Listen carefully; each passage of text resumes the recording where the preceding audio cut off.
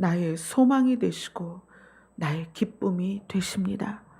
주님께서 이 자리에 함께하지 않으시면 우리가 이곳에 있는 의미가 없습니다. 주님 이곳에 계셔서 우리의 예배를 받아주시고 우리 한 사람 한 사람을 주님의 품으로 받아들여 주시옵소서. 예수님 이름으로 기도드리옵나이다. 아멘. 이번 주까지가 비대면 예배이기 때문에 성도들에게 연락을 못 드렸어요. 다음 주 예배 시간에는 그동안 만나지 못했던 우리 열린 하늘문교회 성도들을 다 만날 줄로 기대하고 연락을 드리도록 하겠습니다. 오늘 말씀은 사도행전 2장 36절부터 47절까지입니다.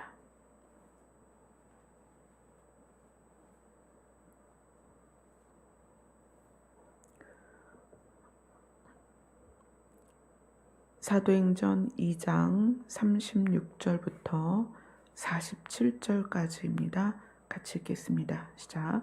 그런즉 이스라엘 온 집은 확실히 알지니 너희가 십자가에 못 박은 이 예수를 하나님이 주와 그리스도가 되게 하셨느니라 하니라. 그들이 이 말을 듣고 마음에 찔려 베드로와 다른 사도들에게 물어 이르되 형제들아 우리가 어찌할꼬 하거든. 베드로가 이르되 너희가 회개하여 각각 예수 그리스도의 이름으로 세례를 받고 죄사함을 받으라.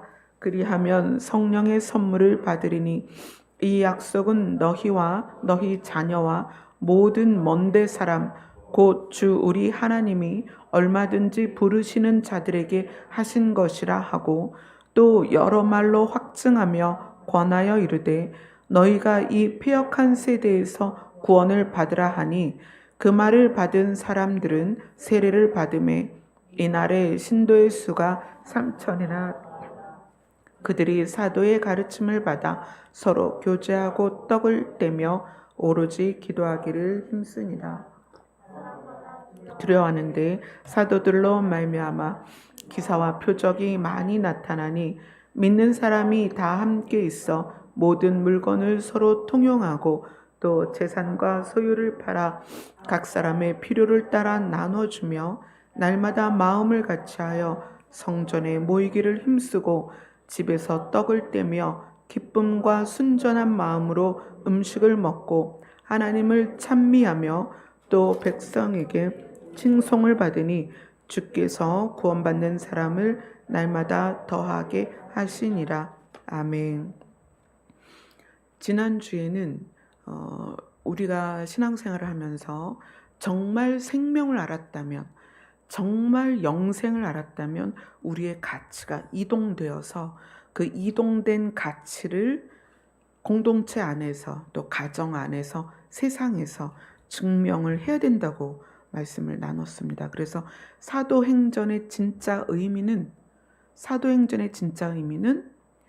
이동된 가치를 삶에서 증명해내는 것입니다. 그러면 오늘 말씀은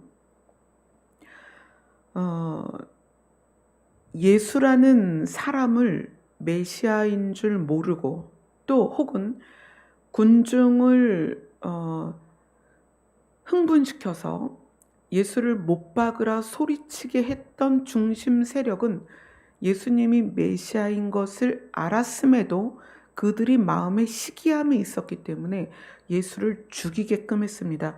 어쨌거나 그러한 사람들 중에 오늘 베드로의 복음을 듣고 나서 마음에 찔렸습니다. 마음에 찔려서 우리가 어떻게 하면 좋겠느냐 그랬더니 너희가 회개하고 세례를 받고 성령을 받아라. 이렇게 이야기를 합니다.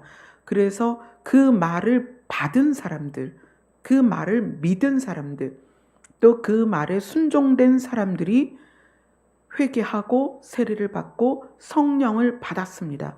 그렇게 되고 나니까 그들의 가치가 이동이 되어서 그들이 삶으로 그 가치가 이동된 것을 증명했습니다. 그래서 42절에 보면 그들이 사도의 가르침을 받아 서로 교제하고 떡을 떼며 오로지 기도하기를 힘쓰니라. 이렇게 한 구절에 이동된 가치를 어떻게 삶에서 드러내는지를 보여줍니다. 그리고 43절부터 47절까지는 42절 한 절을 조금 더 세밀하게 보여주고 있죠.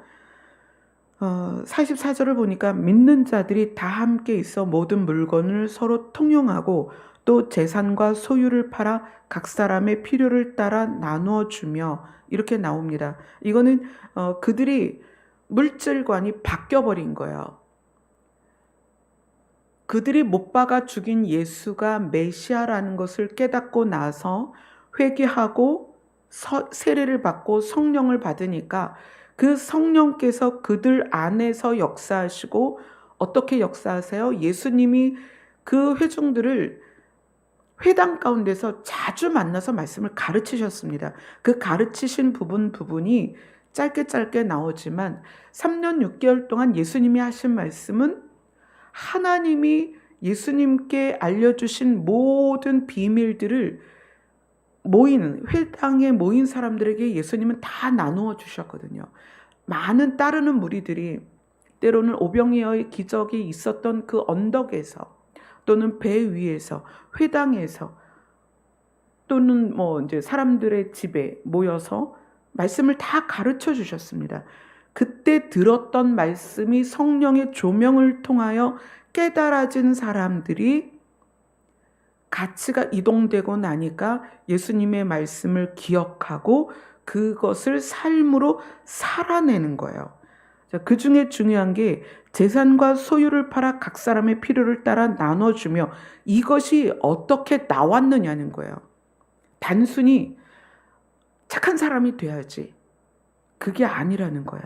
자, 이 45절을 풀어주는 말씀이 어디냐면 마태복음 19장입니다. 단순히 가난한 사람이 불쌍해서 재산과 소유를 파는 게 아니에요. 그들은 성령이 임하고 나서 예수님의 말씀을 깨닫게 된 거예요. 마태복음 19장 16절부터 보겠습니다. 16절부터 29절까지입니다. 마태복음 19장 16절부터 29절입니다. 같이 읽겠습니다. 시작. 어떤 사람이 주께 와서 이르되 선생님이여 내가 무슨 선한 일을 하여야 영생을 얻으리이까? 예수께서 이르시되 어찌하여 선한 일을 내게 묻느냐? 선한 이는 오직 한 분이시니라. 내가 생명에 들어가려면 계명들을 지키라. 이르되 어느 계명이오니까? 예수께서 이르시되 살인하지 말라, 간음하지 말라, 도둑질하지 말라, 거짓 증언하지 말라, 내 부모를 공경하라, 내 이웃을 내 자신과 같이 사랑하라 하신 것이니라. 그 청년이 이르되 이 모든 것을 내가 지키었사온데 아직도 무엇이 부족하니까? 예수께서 이르시되 내가 온전하고자 할진대 가서 내 소유를 팔아 가난한 자들에게 주라. 그리하면 하늘에서 보화가 내게 있으리라. 그리고 와서 나를 따르라 하시니 그 청년이 재물이 많음으로 이 말씀을 듣고 근심하며 가니라. 예수께서 제자들에게 이르시되 내가 진실로 너희에게 이르노니 부자는 천국에 들어가기가 어려우니라. 다시 너희에게 말하노니 낙타가 바늘귀로 들어가는 것이 부자가 하나님의 나라에 들어가는 것보다 쉬우니라 하시니 제자들이 듣고 몹시 놀라 이르되 그렇다면 누가 구원을 얻을 수 있으리이까? 예수께서 그들을 보시며 이르시되 사람으로는 할 수 없으나 하나님으로서는 하실 수 있느니라. 이에 베드로가 대답하여 이르되 보소서 우리가 모든 것을 버리고 주를 따라싸운데 그런즉 우리가 무엇을 얻으리이까? 예수께서 이르시되 내가 진실로 너희에게 이르노니 세상이 새롭게 되어 인자가 자기 영광의 보좌에 앉을 때에 나를 따르는 너희도 12 보좌에 앉아 이스라엘 12지파를 심판하리라. 또 내 이름을 위하여 집이나 형제나 자매나 부모나 자식이나 전토를 벌인 자마다 여러 배를 받고 또 영생을 상속하리라. 아멘. 네, 거기까지요. 이 말씀은 여기에서는 어떤 사람이 이렇게 나와 있는데 다른 성경에서는 부자 청년이라고 나옵니다. 재물이 많은 청년이 청년의 나이에 이미 부자가 된 거죠. 그러면 이 사람은 부모로부터 재물을 받았을 수도 있고 또 그 재물을 쌓기 위하여 남들보다 더 많은 노력을 할 수도 있었겠죠. 어쨌거나 지금 이 사람에게는 소유가 굉장히 많습니다. 재물이 아주 많아요. 근데 그 청년이 재물이 많은 상태에서 이제는 무엇을 얻고 싶냐면 영생을 얻고 싶은 거예요. 재물이 많다는 건 이 땅에서 많이 누리고 있다는 거죠. 이 많이 누림을 누리면서 그에게 영생에 대한 마음이 생긴 거예요. 그리고 예수께 묻습니다. 어떻게 하면 영생을 얻겠습니까? 내가 무슨 선한 일을 하여야 영생을 얻겠습니까? 근데 예수님이 계명을 지켜라 이렇게 얘기를 해요. 계명을 저는 다 지켰습니다 라고 얘기를 하죠. 그런데 예수님이 말씀하시죠. 네가 정말 온전하고자 할진대, 이 온전하고자 할진대는 너가 정말 계명을 다 지켰다면 지금 너가 이렇게 부자일 수는 없다는 거예요. 네가 정말 온전하게 계명을 지키려면 내 소유를 팔아서 가난한 자들에게 나누어 줘야 된다. 그것이 계명을 지키는 것의 실제다. 이렇게 얘기를 하는 거예요. 그리고 와서 나를 따르라. 그러니까 이 청년이 이 말씀을 듣고 근심하며 갔다 그래요. 사실 본인이 궁금했던 질문에 대한 답을 얻었기 때문에 기뻐하며 가야 되죠. 그죠? 본인은 영생을 어떻게 얻는지가 궁금했단 말이에요. 그래서 예수님께 와서 내가 무슨 선한 일을 해야 영생을 얻겠습니까? 그랬어요. 근데 예수님이 거기에 대해서 답을 해주셨잖아요. 네 소유를 팔아서 가난한 사람에게 줘라. 하늘에 보화가 쌓일 것이고 그럼 네가 영생을 얻는다는 거예요. 근데 청년은 질문에 대한 대답을 얻었음에도 근심하며 간다는 거예요. 그 마음을 꿰뚫어 본 거죠. 뭐죠? 재물은 놓고 싶지 않은 거예요. 본인이 자기의 청년의 때에 추구했던 자기의 마음이 집중됐던 재물은 놓고 싶지 않고 영생을 얻고 싶은 거예요. 근데 예수님은 그 재물을 놓으라는 거죠. 그 예수님이 말씀하십니다. 낙타가 바늘귀로 들어가는 것이 부자가 하나님의 나라에 들어가는 것보다 쉽다. 이건 사실 불가능에 가까운 거예요. 왜 부자가 하나님의 나라에 들어가는 것이 어려운가? 이것은 부자라는 그 상태가 죄가 된다는 게 아니라 그 부자라는 것은 추구하는 것이 물질에 있기 때문에 그래요. 이 땅에 부자가 많이 있습니다. 그럼 부자가 전부 지옥 가느냐? 그게 아니라는 거예요. 부자이면서도 무엇을 추구하느냐? 부자가 자기의 재물을 가지고 영생을 위하여 계명대로 살 수 있는 거거든요. 근데 여기 청년은 영생에 대한 해답을 얻었음에도 근심했다는 건 이 재물을 놓을 수 없다는 거예요. 그리고 나서 베드로가 지금 이제 우리가 계속 보고 있는 이 사도행전 2장의 복음이 누구의 복음이에요? 베드로의 첫 설교잖아요. 베드로의 순결한 복음이에요. 근데 이 베드로가 그 복음을 전하고 그 회중들을 가르칠 때 이 부분을 다루지 않았겠냐는 거예요. 이 부분을 다뤘기 때문에 성도들이 자기의 재산을 팔아서 균등하게 나누어 주고 필요에 따라 서로 공급할 수 있었다는 거죠.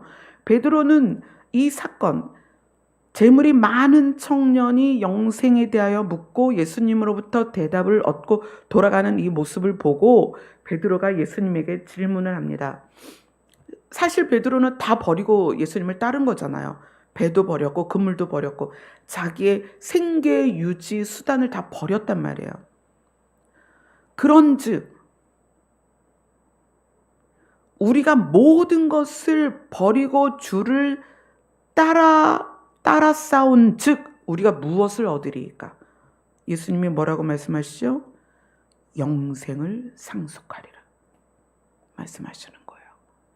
베드로는 이때는 그것을 깨달았지만 그것이 실제로 삶에 적용되는 건 예수님이 승천하시고 나였어요. 그 난 후였죠. 왜냐하면 그 과정 안에서 베드로는 예수님을 3번이나 부인했고 또 자기의 사역을 버리고 다시 그물을 잡았잖아요. 다시 그물을 잡았어요. 그러면 여기서 모든 것을 버리고 주를 따른 것이 무효가 된 거죠. 모든 것을 버리고 주를 따랐다가 주를 버리고 세상을 잡았죠. 베드로가. 그리고 나서 부활하신 예수님이 승천하시고 성령을 받은 다음에 그가 다시 세상을 버리고 주를 따르게 된 거예요. 세상을 버리고 주를 따랐을 때 영생을 상속하리라 한 이 말씀이 얼마나 명확하게 다가왔겠냐는 거예요.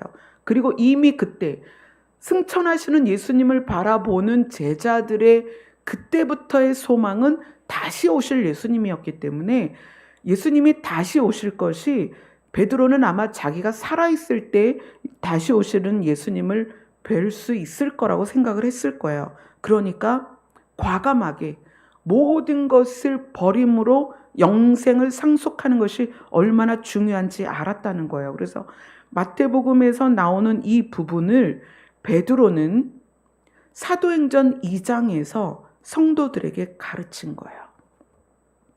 그래서 42절에 보면 우리가 본문으로 돌아갑니다. 사도행전 2장 42절에 보면 그들이 사도의 가르침을 받아 이렇게 나와요. 사도행전 2장 42절에서 그들은 어떤 가르침을 받았겠느냐는 거예요. 메시아를 십자가에 못 박아 죽이게 했던 그들이 그가 메시아인 것을 깨닫고 나서 사도들에게 그분이 다시 올 거다.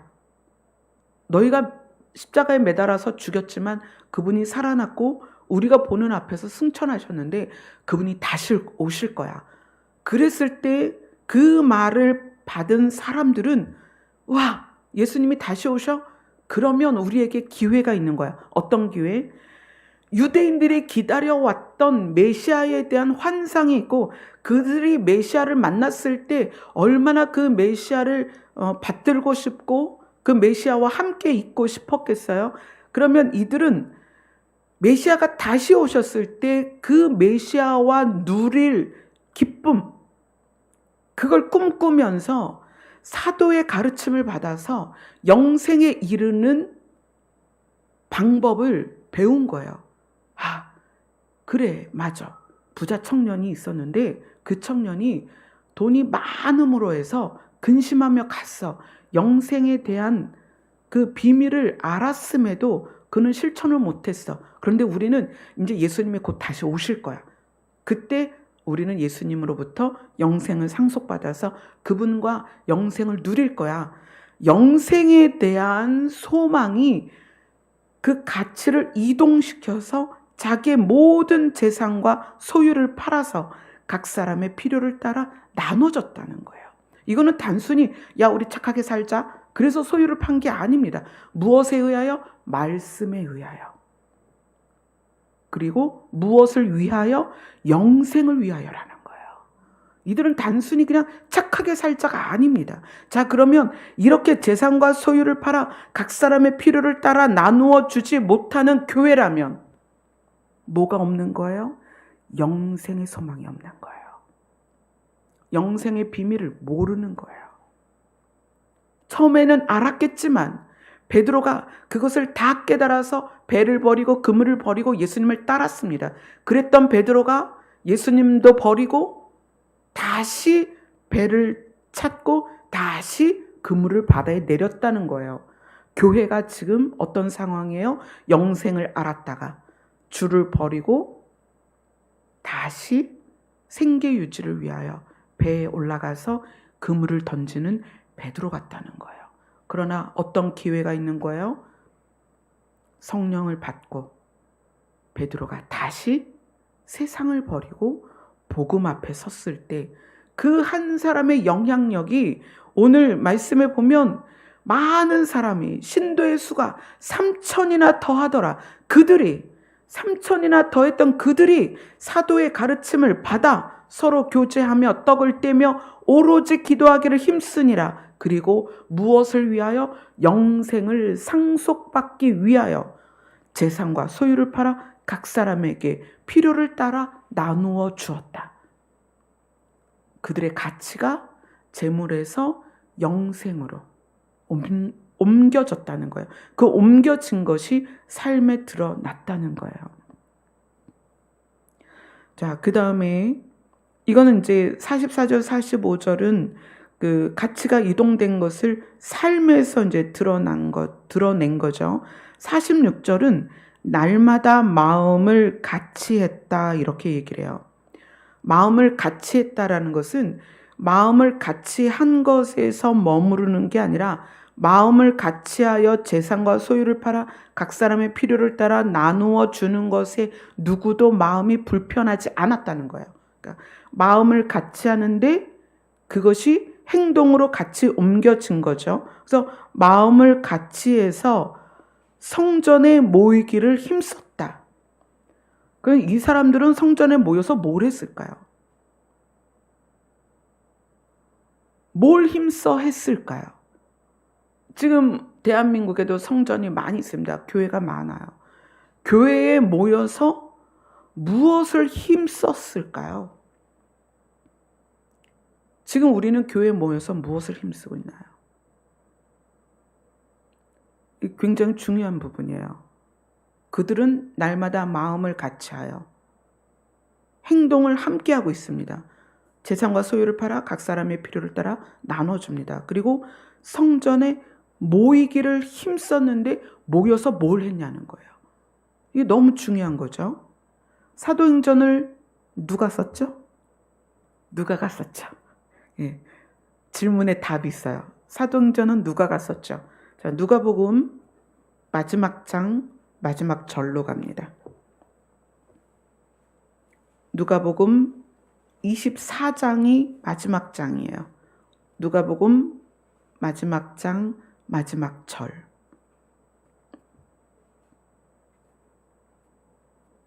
같이 읽겠습니다. 시작. 늘 성전에서 하나님을 찬송하니라. 아멘. 성전에서 뭐래요? 하나님을 찬송했다는 거예요. 그것이 꼭 곡조 있는 찬양으로 뿐만 아니라 마음이 하나님을 향하여 있다는 거예요. 모든 시선이 하나님을 향하여 있다는 거예요. 성전은 그런 곳입니다.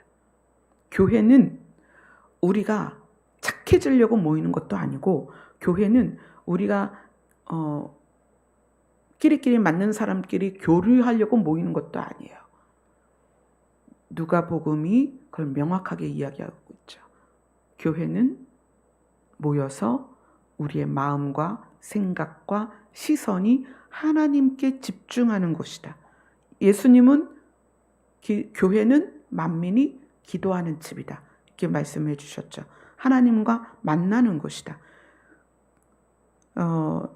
제자들의 가르침을 받은 그들이 날마다 마음을 같이 해서 행동을 똑같이 하고 있는 거예요. 동행이라는 것은 마음이 맞아야 됩니다. 마음이 같아야 돼요. 동행은 함께 걸어가는 것이기도 하지만 똑같이 행동하는 것이기도 하죠. 초대교회에서 사람들은 날마다 마음을 모았습니다. 어떻게? 똑같이 만들었다는 거예요. 마음을 똑같이 해서 성전에 모여서 무엇을 했냐면 하나님께 마음을 집중했다는 거예요. 그리고 그 다음에 집에서 떡을 떼며, 이 집에서 떡을 떼면은 지난번에도 말씀을 드렸지만 이거는 성찬을 했다는 얘기예요. 지금 우리가 보고 있는 성경책 말고 현대인의 성경에서는 요 부분을 뭐라고 해석했냐면 집집마다 돌아가면서 성찬을 나누고, 이렇게 해석이 돼 있어요. 집집마다 돌아가면서 성찬을 나누고 집에서 떡을 떼며, 이것이 현대인의 성경에 그렇게 나와 있습니다. 그래서 이 떡을 떼면은 단순히 음식을 나누고 밥을 같이 먹는 의미가 아니라는 거예요. 뭐죠? 성찬을 나눈다는 건 예수님을 기념한다는 거예요. 왜 기념했을까요? 예수님 곧 오시니까. 언제 오실지 모르거든요. 예수님의 제자들에게 본을 보이시고 명령을 하셨죠. 너희는 떡을 떼며 포도주를 마시며 나를 기념해라. 그래서 날마다 사람들이 성전에 모여서 하나님께 초점을 맞추고 하나님과의 교제하는 시간을 갖고 집에 가면 사람들과 3, 4, 5 모여서 예수님을 기념하고 예수님의 말씀을 나눴다는 얘기예요. 그리고 그 다음에 나오는 게 너무 중요하죠. 기쁨과 순전한 마음으로 음식을 먹고, 이 음식을 먹는다는 것은 일상의 삶을 말하는 거예요. 우리가 하루 세 끼 매일매일 먹잖아요. 음식을 먹는다는 건 일상을 사는 삶을 사는데 어떤 마음으로? 기쁨과 순전한 마음으로.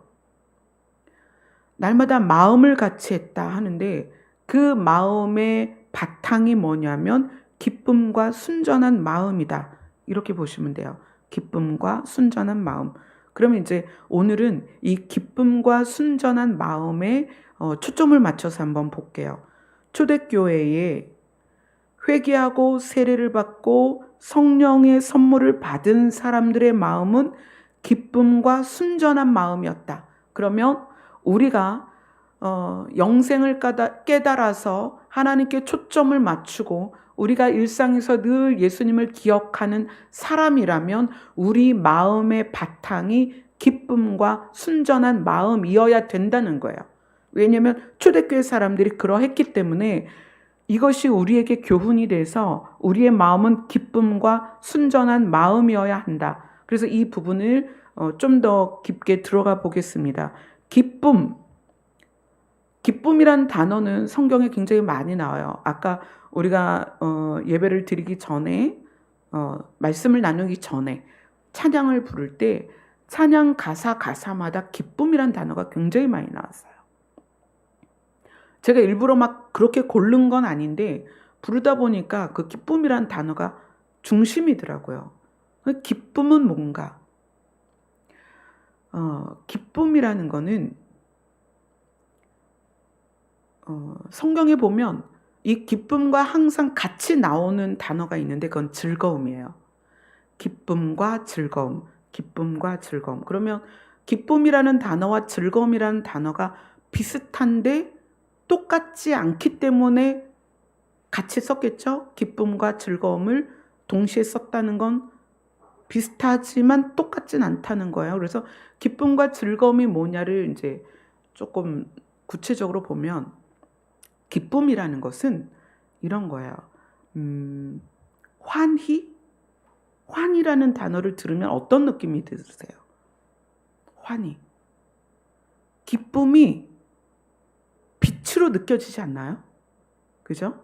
환희라는 것은 기쁨과 환희가 같은 단어입니다. 그런데 기쁨이라는 것을 환희라는 말로 바꾸면 빛이 느껴져요. 기쁨은 빛이 내 안에 들어와서 마음이 밝아진 거예요. 그게 기쁨입니다. 빛이 내 안에서 뿜어져 나오는 상태. 그러면 즐거움은 뭐냐면 이 기쁜 상태에서 무엇을 행동할 때 느끼는 느낌이 즐거움이에요. 예를 들어서 제가 이슬기 집사님을 탁 만나면 기쁘죠? 왜 기쁠까요? 사랑하는 사람을 만나면 마음의 빛이 확 일어나는 거예요. 기뻐요. 그리고 이슬기 집사님과 막 이제 교제를 나누다가 돌아갈 때 이러죠. 만나서 너무 즐거웠어. 이러죠. 그건 뭐예요? 기쁨을 나누는 사람끼리 어떤 행동을 했을 때 그 행동의 느낌은 즐겁다라고 표현하는 거예요. 그러면 즐거움의 베이스는 뭐냐면 기쁨이에요. 기쁜 상태에서 즐거움으로 행동이 옮겨진 상태에서 느끼는 게 즐거움이에요. 기쁨과 즐거움이 비슷한 말이지만 기쁨이 베이스다. 근데 초대교회 사람들은 그 안에 기쁨이 있었다는 거예요. 기쁨. 무엇에 의한 기쁨? 생명에 의한 기쁨. 메시아를 죽여버렸으니까 큰일 났다. 우리가 메시아를 죽였어. 이거 어떡하냐. 근데 그때 제자들 통하여서 사도들을 통하여서 너희가 거기에서 돌이켜라. 회개하고 세례를 받고 성령의 선물을 받아라. 그러면 너희가 어떻게 될 것이다? 영생을 얻을 것이다. 그래서 그들이 회개하고 세례를 받고 성령을 받고 나서 말씀이 그들 안에서 살아 움직이기 시작하면서 기쁨이 생긴 거예요. 빛이 들어온 거야. 생명이 들어와 버리니까 그 상태가 늘 기쁜 거예요. 그래서 그 기쁨을 소유한 상태에서 가치가 이동된 삶을 증명할 수 있다. 자, 우리가 어디를 찾아보냐면 골로새서를 보겠습니다.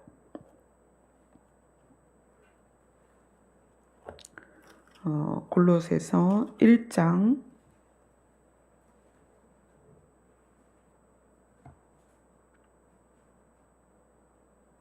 11절입니다.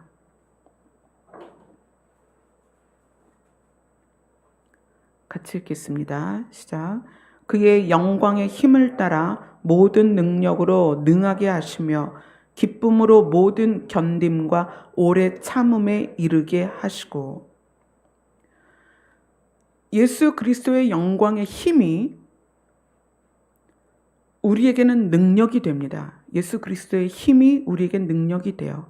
그런데 예수 그리스도로 인하여 우리 안에 생긴 기쁨, 무엇에 의한 기쁨? 생명에 의한 기쁨, 빛에 의한 기쁨, 영생에 의한 기쁨, 구원의 기쁨, 그것이 견딤과 오래 참음을 이룬다는 얘기예요. 아멘. 초대교회 사람들은 메시아를 죽였다라는 정말 그 엄청난 상황에서 구원으로 대반전이 일어납니다. 그리고 그들이 영생을 소유하게 되었다라는 그 사실이 그들에게 기쁨이 된 거예요. 생명의 기쁨이에요. 그래서 그 생명의 기쁨이 각 사람에게 내 재산을 나누어 주는 거에 거리낌이 없다는 거예요.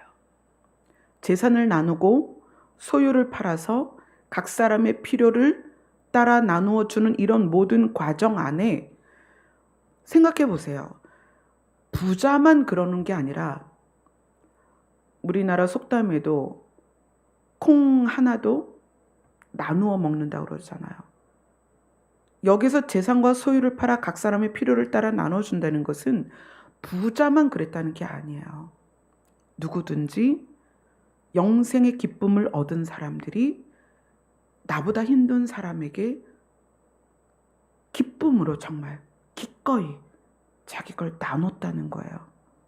그건 무엇으로 가능하다? 생명의 빛, 영생의 기쁨만이 그걸 가능하게 한다. 성경에서 하나님이 우리를 향하여 어떤 마음을 갖고 계시느냐, 그게 스바냐의 표현이 되어 있습니다. 구약성경 1308페이지, 1309페이지입니다. 스바냐 3장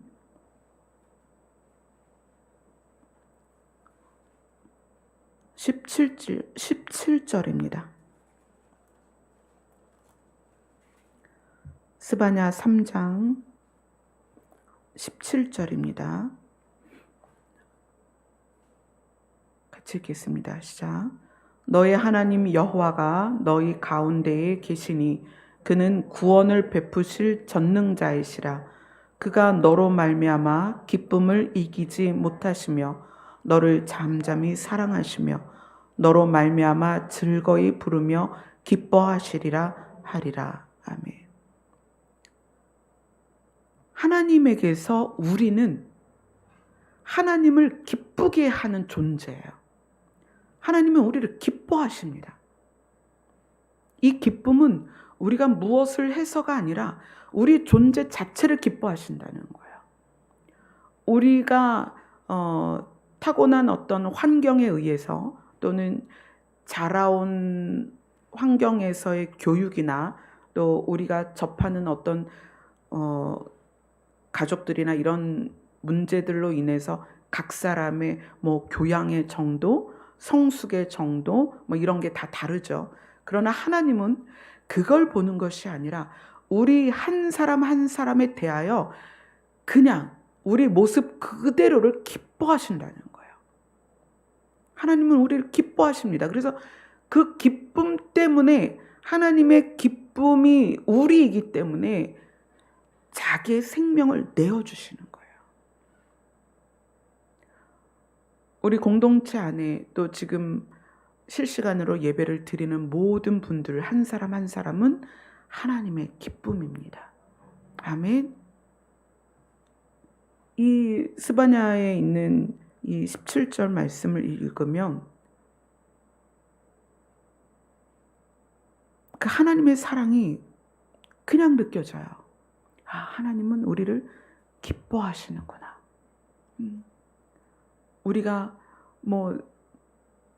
공부를 아주 잘해야 되거나 돈이 많아야 되거나 어떤 권위가 있어야 되거나 이런 게 아니라 그냥 우리 자체.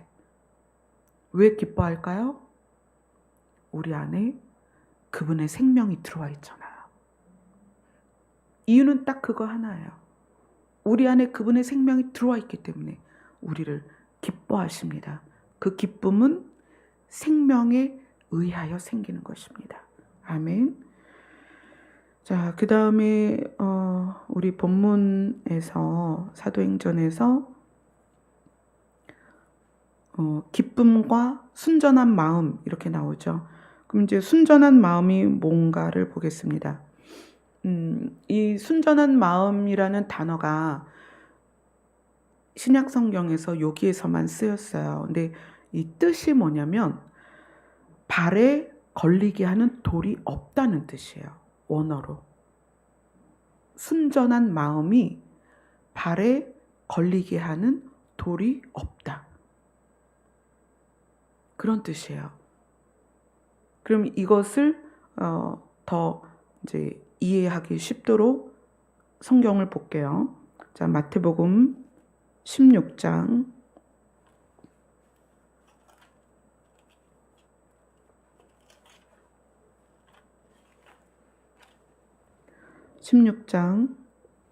23절입니다.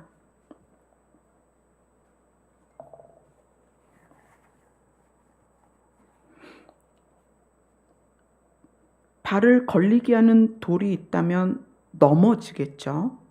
자, 마태복음 16장 23절을 같이 읽겠습니다. 시작. 예수께서 돌이키시며 베드로에게 이르시되 사탄아 내 뒤로 물러가라. 너는 나를 넘어지게 하는 자로다. 내가 하나님의 일을 생각하지 아니하고 도리어 사람의 일을 생각하는도다 하시고. 사람의 일을 생각하는 것이 넘어지게 하는 것입니다. 순전한 마음이 되지 못하게 하는 조건 중에 하나가 뭐냐면 사람의 일을 생각하는 거예요. 그래서 넘어져 버리는 거예요. 영생을 얻은 자가 영생을 얻은 상태로 길을 가다가 넘어질 때, 언제 넘어진다? 사람의 일을 생각할 때 넘어진다. 그럼 사람의 일을 생각한다는 건 무엇이겠어요? 육이 원하는 걸 추구할 때입니다. 육이 좋아하는 걸 추구할 때 넘어진다. 그렇게 이해를 하시면 돼요.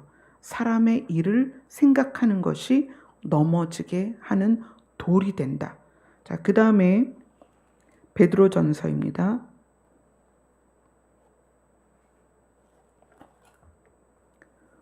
베드로전서 2장 8절입니다.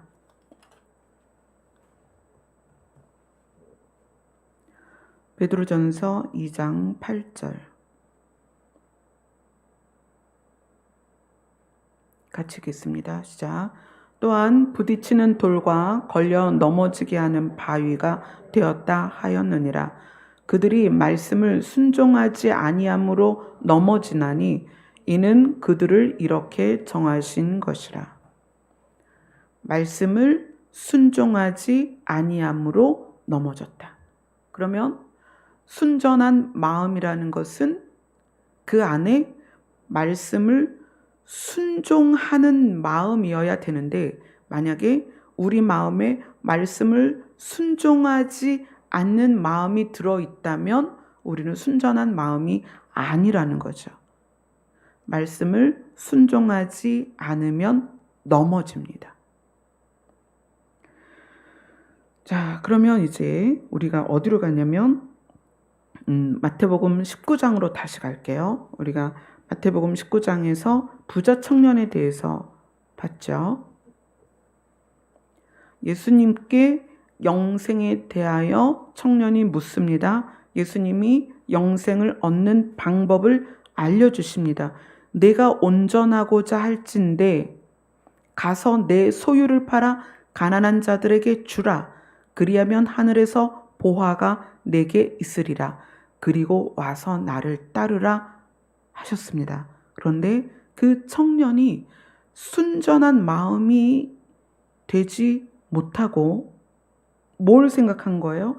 사람의 일을 생각한 거죠. 그 다음에 말씀에 순종하지 않은 거예요. 그 상태를 어떻게 표현했어요? 근심하며 가니라. 근심하며 가니라. 자, 그러면 이제 이것이 전체적으로 정확하게 설명되는 곳이 있습니다. 마태복음 13장입니다.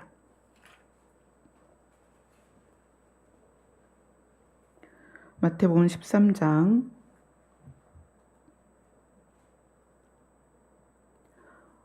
20절부터 21절입니다. 마태복음 13장 20절에서 21절 같이 읽겠습니다. 시작.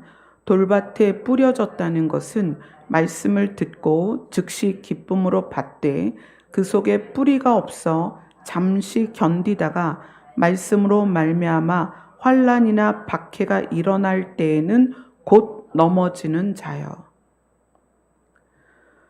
씨 뿌리는 비유를 우리가 같이 나눴었죠. 씨 뿌리는 비유를 우리가 쭉 보면서 복음에 대하여 복음의 능력이 약하거나 생명의 능력이 없어서가 아니라 마음에 의하여 그 생명이 열매를 맺지 못한다. 그러면서 이 씨 뿌리는 비유를 나눴는데, 돌밭에 뿌려졌다는 것은 마음이 순전한 마음이 아니라는 거예요. 돌밭에 뿌려졌다는 것은 말씀을 듣고 즉시 기쁨으로 받되, 여기에서는 은혜는 잘 받는다는 얘기예요. 깨닫기도 잘 깨달아요. 아, 맞아. 그게 그 말씀이었구나. 와, 정말 놀라운 말씀이야. 이러면서 말씀을 듣고 즉시 기쁨을 받고 은혜를 받는데, 그 속에 뿌리가 없어 잠시 견디다가 말씀으로 말미암아 환난이나 박해가 일어날 때에는 곧 넘어지는 자여. 왜 그럴까요? 마음에 무슨 돌이 있는 거예요? 걸려 넘어지는 돌이 있다는 거예요. 그 얘기는 우리 마음 안에 어떤 생각이 많다? 사람의 일을 생각한다. 하나님의 일을 생각하는 게 아니라 사람의 일을 생각한다. 하나님을 기쁘시게 하는 것보다는 나를 기쁘게 하는 것에 초점이 맞춰져 있다. 그래서 환난이나 박해가 일어날 때에 곧 넘어진다. 뭐죠? 기쁨이 쭉 유지가 된다면 아까 골로새서 말씀처럼 기쁨이 쭉 유지가 되면 뭐에 대한 기쁨? 영생에 대한 기쁨이 쭉 유지가 되면 환난이나 박해가 와도 그것으로 어떻게 한다? 이겨낸다. 고난을 이겨낸다. 그랬잖아요. 기쁨으로 고난을 이겨낸다. 그런데 영생에 대한 기쁨이 생겼다가도 무엇이 있으니까 마음에 육의 일을 추구하고 사람의 일을 추구하는 마음 때문에 환난이나 박해가 일어났을 때 바로 넘어진다는 거예요. 어떻게? 복음에서 떠나버리는 거죠.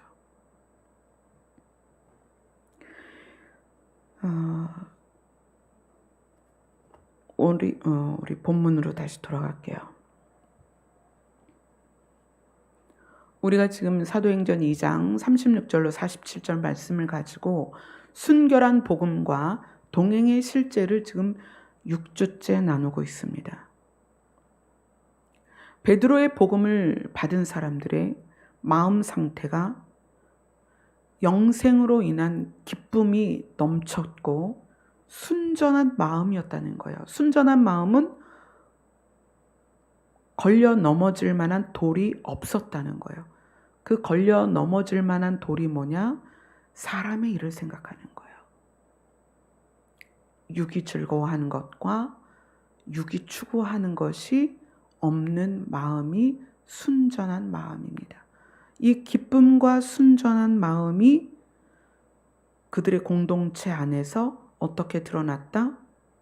믿는 사람이 다 함께 있어 모든 물건을 서로 통용하고 재산과 소유를 팔아 각 사람의 필요를 따라 나눠주고 또 성전에 모이기를 힘쓰는데 성전에서는 하나님을 찬송하고 집에 가서는 예수님을 기념하고 모든 일상에서는 영생에 대한 기쁨이 늘 충만했습니다. 이러한 상태가 47절에 보니까 온 백성에게 칭송을 받더라. 그 다음에 구원받는 사람이 날마다 더하더라. 근데 구원받는 사람이 날마다 더하게 되는 것의 주체가 주께서예요.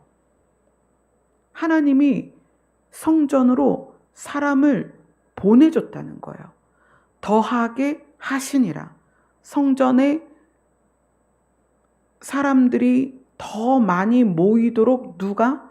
주께서. 하나님께서 그렇게 해주셨다는 거예요. 지금이랑 정반대 상황이죠. 지금은 주일학교도 약화되고 교회 청년들이 줄어들고 교회가 경매 넘어가고 교회가 문 닫고 큰 교회가 무너지고 지금 그런 상황이잖아요. 그럼 무슨 얘기예요? 하나님이 사람들을 교회에 보내주지 않는다는 뜻이에요. 오늘 말씀 보면 주께서 구원받는 사람을 날마다 더하게 하셨다. 근데 지금은 하나님께서 사람을 교회에 보내지 않는다. 왜요? 교회 안에 영생으로 인한 기쁨과 순전한 마음으로 모이지 않기 때문입니다. 그러니까 하나님이 사람을 교회 보낼 수가 없죠. 교회 보냈을 때 교회 보낸 사람조차도 그들과 똑같아질까 봐 하나님께서 지금 교회에 못 보내십니다. 그리고 기쁨과 순전한 마음으로 살지 않기 때문에 온 백성에게 교회가 멸시를 받는다는 거예요. 베드로의 복음을 통해서 초대교회의 모습이 이렇게 나타나고 있습니다. 이 짧은 한 모습이 지금 우리가 어떻게 잘못 가고 있는지를 명확하게 보여주고 있는 거예요. 교회는 기쁨을 만들어내려고 하면 안 됩니다. 그래서 즐거운 교회, 이런 교회 이름도 되게 많잖아요. 즐거운 교회의 즐거움이 영생의 기쁨에서 시작돼야 된다는 거예요. 3, 4, 5 모여서 맛있는 거 먹고 무슨 행사를 하고 바자회를 하고 뭐 체육대회를 하고 그래서 결속되고 뭐 이런 게 아니라 한 사람이 모여도 즐거울 수 있습니다. 무엇 때문에? 영생의 기쁨 때문에. 아멘. 우리는 이제 그런 교회를 꿈꿔야 돼요. 우리 각자가 교회입니다. 우리 각자가 각각의 우리의 마음의 상태가 영생의 기쁨과 순전한 마음이 되면 하나님은 그 교회에 사람을 보내십니다. 무슨 의미예요? 이슬기 집사님이 순전한 마음으로 영생의 기쁨을 누리면 사람들이 붙습니다. 빛을 보는 거예요. 그 기쁨의 빛을 보는 거예요. 그리고 갑니다. 비결을 묻는 거예요.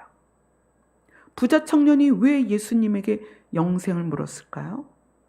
예수님에게 답이 있을 것 같거든요. 그분의 빛을 보면서. 여러분이 각자 다 교회입니다. 여러분이 영생의 기쁨과 순전한 마음을 소유하면 주께서 여러분 각자에게 어떻게 하실까요? 사람을 보내십니다. 왜요?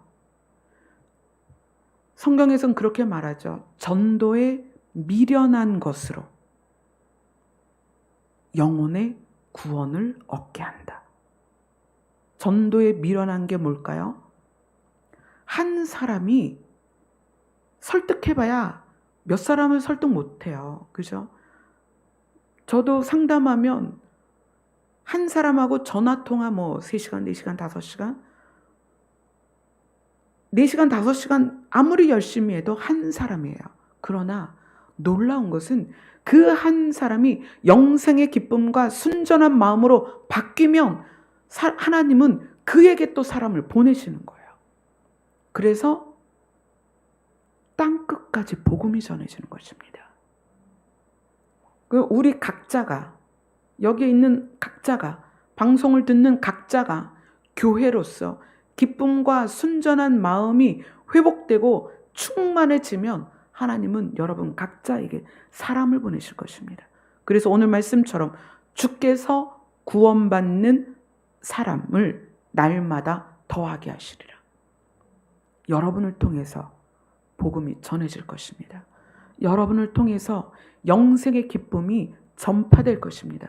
여러분을 통해서 순전한 마음이 각 사람들에게 비춰질 것입니다. 그러면 어떻게 돼요? 구원받는 자의 수가 날마다 더하게 될 것이다. 아멘. 그래서 오늘 말씀처럼 여러분 한 사람 한 사람이 초대교회의 모습을 안에 소유하세요. 그러면 여러분을 통하여서 생명이 확장될 것입니다. 하나님의 나라가 확장될 것입니다. 아멘. 기도하겠습니다.